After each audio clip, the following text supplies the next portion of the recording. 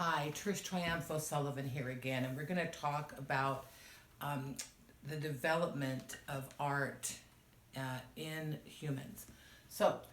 This is lecture 7, and we'll go over quickly the 5 perceptual skills we talked about in lecture number 6. Okay, so there's 5 perceptual skills that we're going to be learning in this class. Right, this is what we're studying in this book, and what prepares us for painting. So the first one is the perception of edges. That's like our contour drawings, our pure contour drawings that we're doing. We're perceiving where one thing ends and another thing begins. Okay, so that's the contour, the perception of edges. Perception of spaces. That's our positive, negative space.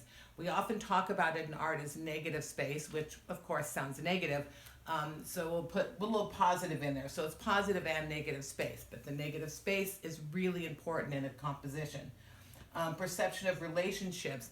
It's basically perspective, like how things are related to each other, size-wise, and at different angles. Okay, so that's perspective. Perception of light and shadows, which is value, light to dark. Okay, that's something really important to know. And of course, the perception of the gestalt. That's number 5. That's the whole. That's everything together. That's perceiving it all at the same time. And these are all skills you learn, okay? These aren't things you're just born with. You know, some people are better at them than others to start, but you can all learn them, okay? So let's go talk about our childhood drawing. So development in art is linked to the developmental changes in your brain, okay? It's paralleling the acquisition of your language skills and the symbols of childhood art. So, and by age 10, you guys, language pretty much dominates. The names and symbols overpower your visual and spatial perceptions, okay? So how we start out with this is, as kids, let's get a fresh board here. How we start out of this with kids is that at about as soon as a kid is old enough to hold something in their hand, right? So little tiny kids, they're going to start out with scribbling.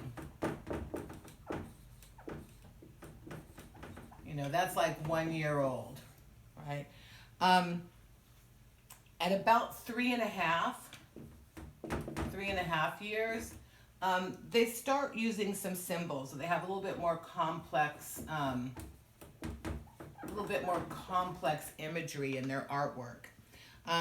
By 4 years old, you've got some detail, right? You get a lot of detail in the drawings. Right, so there's a lot more details, things like zippers and buttons and little details in the drawings that you would see. By around 5 years old, the drawings are telling stories. So they start with storytelling. And by 5 or 6, you know, kids end up with their landscape. They start having a landscape that they draw over and over again until they get it perfect. Right? So they kind of and they settle kind of on a single version as a child. Do you remember? Do you remember doing this when you were a kid? Do you remember what your drawing was? You know, kids are pretty amazing. You know, they know the basic things. They know the sky goes above and the ground goes below. What's in the clouds? What's in the sky? Clouds? A sun? Do you remember what your childhood drawing looked like? Was there a house? Did it have windows and a door? Did your windows have curtains? Mine always did. I always had curtains on my windows. I always had a chimney with smoke, even though I never had a fireplace growing up. And in the yard around the house, I had a tree with a swing in it. I always had a curving kind of path coming out to the front, and I drew flowers and grass, a picket fence for sure. Did you draw your sun in the middle as a circle, or did you put it in the corner, right? So everyone did these, you know, were there birds? What else did you put in your childhood drawing?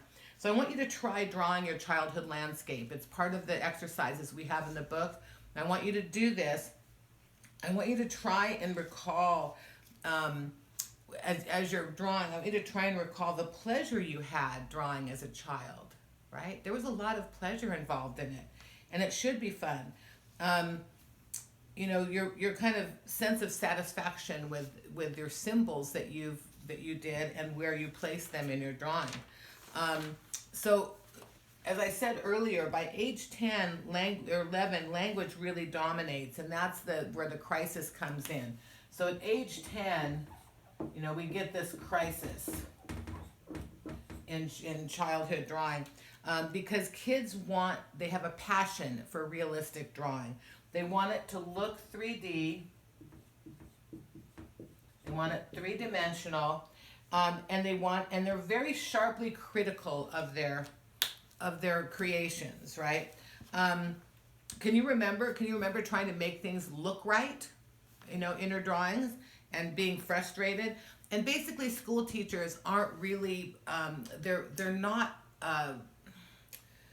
trained to help with art problem solving. They have a problem with that. So, an instance would be in a cube, right? Trying to draw a cube.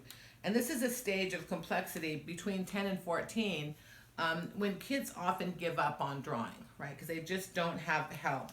And they may ask for help, and the teacher may try their best to help them.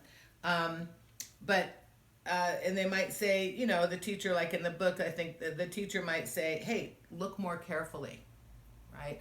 But how does that help if you don't have the actual skills to do that? So Picasso once said, and I love this quote, Picasso said, "Art is a lie that makes us realize the truth."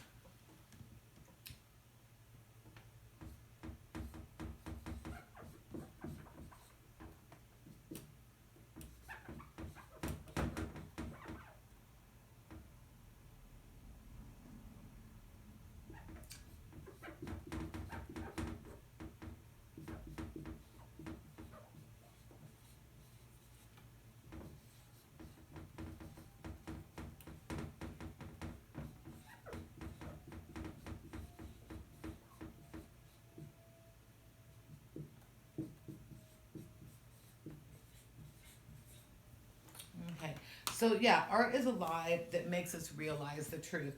So a kid might be trying to make a cube and trying to make it look real, and they might end up with something more like this.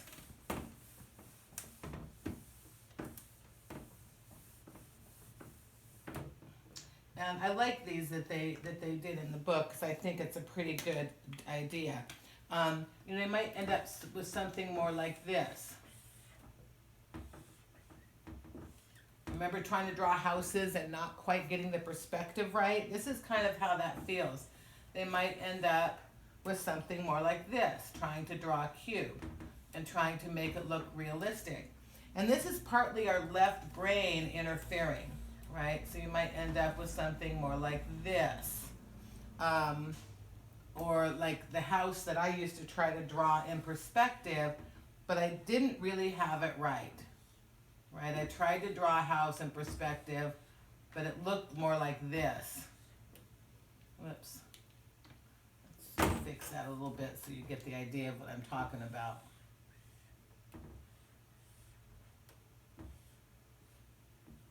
So it didn't quite look correct, right? It's just a little bit off on the perspective there.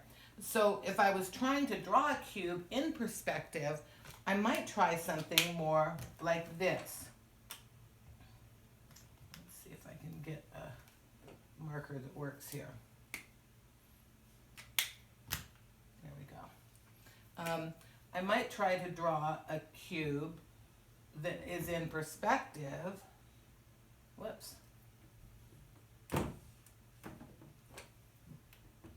Something more like this. Right? I can see that would be looking more like perspective. Or maybe I want to draw something more, let's get my,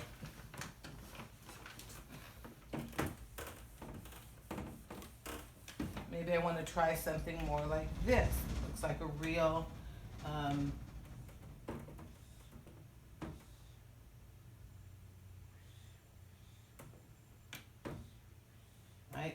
these both would look more like a cube than these guys would, as would something like this.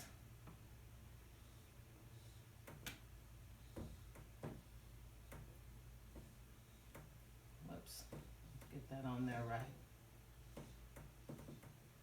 All right, so that's not quite as we would imagine, but there we go. So that's kind of a little bit more in perspective there. So something like that, or even something like this.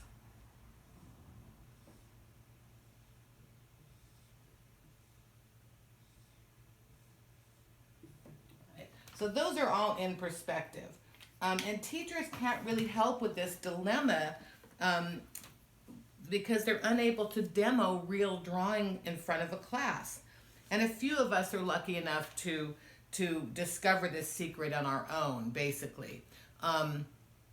You know, to see things in a different right brain way. And most of us are not taught how to do this. If we've discovered it, we've discovered it on our own. And the left brain, you guys, has no patience at all, right? It does not have patience with detailed, complicated, or paradoxical perceptions. So your left brain's going to say, it's a cube, I tell you, right? I have a symbol for that, right? And that's our childhood symbols coming back. And this is the problem of learning to use the brain. This problem of learning to use the brain, I should say, has a solution. And that's our main strategy. We present the brain with a task that the left brain either can't or won't handle. And you've already experienced this, right? You should have done the face-to-face and even the blind contour drawings. Also the upside down drawings, if you've done those already. You'll end up having no awareness of time passing. You won't hear people talking. You'll not feel tired, you'll feel refreshed when you're done.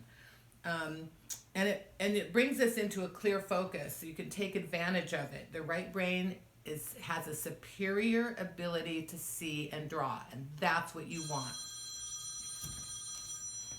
So we're doing the blind contour, and there's the bell.